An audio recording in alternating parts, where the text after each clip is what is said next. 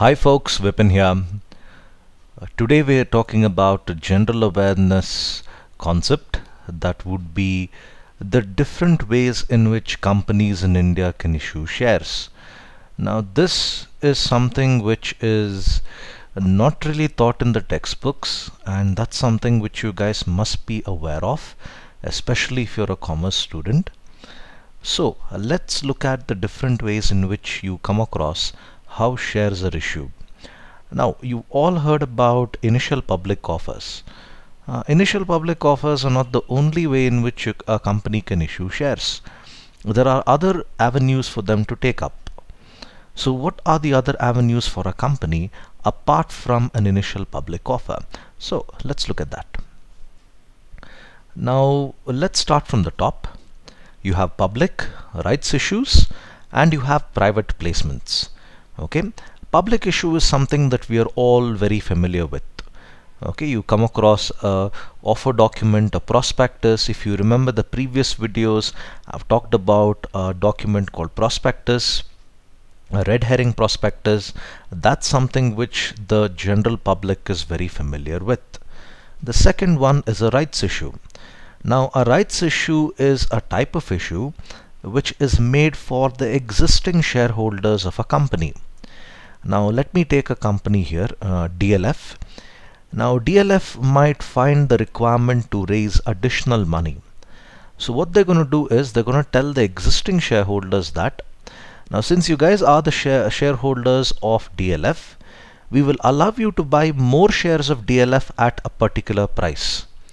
Now this particular privilege is extended only to the existing shareholders of DLF. Now I don't have shares in DLF, so I can't buy shares here. Hence they refer to it as a rights issue, something which only existing shareholders have got. Now the next one that you have there is private placement. Now private placement, the word private there makes it pretty obvious that this is something which is restricted only to a group of people, or you could say a group of companies. Within that you have three further divisions. Okay, you have private placement, you have preferential issue, and the next thing that you have here is qualified institutional placement. Qualified institutional placement. Now private placement in the bracket you can see there says for unlisted companies. So what is the meaning of an unlisted company? An unlisted company is one which doesn't have its name listed in any of the stock exchanges in the country. Now many companies do not get themselves listed on a stock exchange because the fee for getting yourself listed is quite expensive, and this being a recurring expense, they don't want to go about spending on this many times. So they prefer not to put their money in this, and these in fact are referred to as an unlisted company. Now if you consider a company like Flipkart, Flipkart is not a listed company. Flipkart doesn't have its name in any of the stock exchanges in the country. Or even for example Maya's Food and Beverages Private Limited. Even that is one institution whose name is not there in any of the stock exchanges in the country. Now these companies would prefer to raise money through a mechanism called private placement.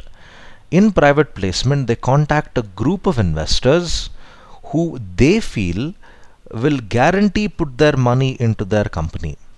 That's what you refer to as a private placement. The second one there is a preferential issue. Now in the bracket you can see it says this is for listed companies.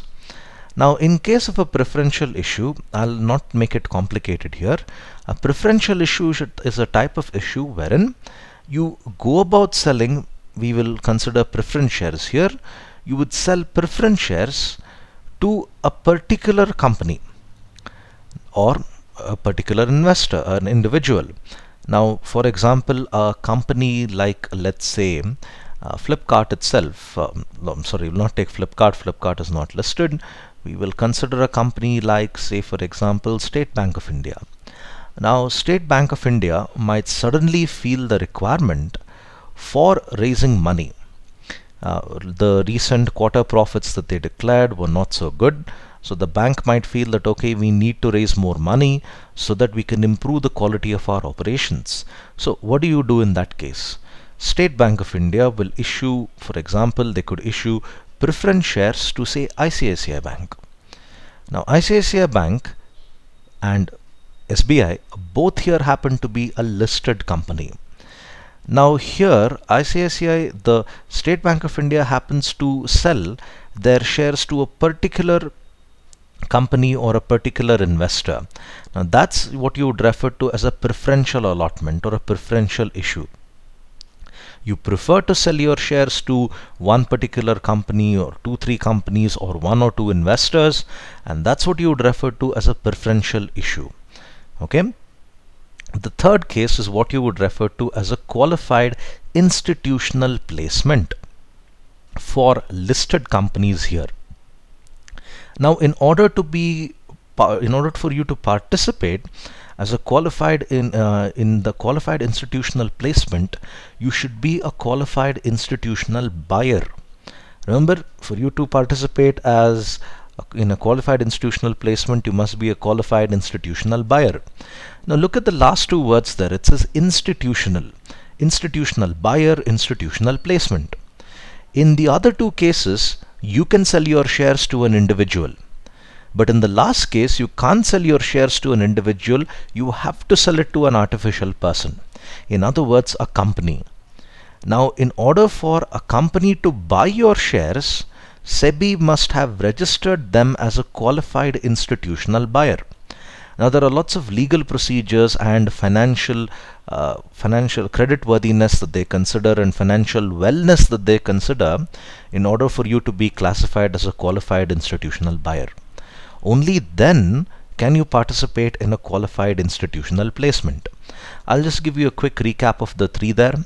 Private placement, you consider an unlisted company, Flipkart for example. They decide to raise money from another company or a few investors, individuals. The second case, it's for listed companies. Listed companies can raise money through other companies or they can raise money through individuals. In the third case, listed companies can raise money only through other companies.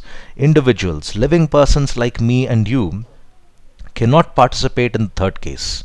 We can, however, participate in the other 2. Okay, so these come under the sector called private placement. Now let's look at public. In public, you have it divided into 2 cases. One is an initial public offer or an IPO. In the second one, it's what you'd refer to as an FPO or a further public offer or a follow-on public offer as well. Now in the first case, initial public offer, that's for an unlisted company. After the IPO has happened, the company gets listed. But until the IPO is complete, the company is in fact considered as an unlisted company. Within that, you have something called as a fresh issue. This is something which we are all very familiar with, where we see the advertisements in the papers, where we see the advertisements on TV, all that. Like if you go back to the old matches of DLF IPL, the first IPL season, you would notice during the advertisements, before the match would begin or after the match would get over, between the 4s and the 6s, you would see DLF put out their prospectus in the advertisement. Now that's what you would refer to here as a fresh issue. In a fresh issue, public, people like you and I, any person in India, a citizen above the age of 18, can in fact buy the shares of a company. That's what you would refer to as a fresh issue. In case of offer for sale, in both cases, in follow-on and public, in initial public offering, an offer for sale happens through the stock exchange. A certain number of shares are in fact auctioned in the stock exchange. Now, stock exchange auctions are something that happen quite regularly. Now, for example, what a company can do is they can take a part of their share capital and decide to sell it in the stock exchange via auction. And people bid for this. One person might say, I'll pay it for 500 rupees a share. Another person might say, I'll pay it at 560 rupees a share. Another person might go up to 600 and so on. In case of offer for sale, investors bid for this in the stock exchange. The public subscribing is different. Bidding in the stock exchange is different. So there is a entirely different world altogether when you refer to offer for sale. It's done through a auction in the stock exchange in both cases.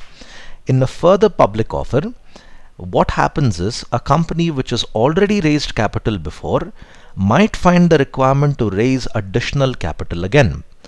Now when you want to raise capital for any sort, you need to have very good data to show SEBI why is it that you need to raise money in the first place. Randomly saying that I need money is not something which SEBI would accept. You should have a proper set of projects. You should have something which is credible, which is in fact a solid bit of financial data that says yes, I need the money, and only then can you go about raising capital in either of the cases. Now in one case you've exhausted your capital reserves. In the second case you're able to replenish those reserves by in fact raising additional money from the public. That's what you would refer to as a further public offer.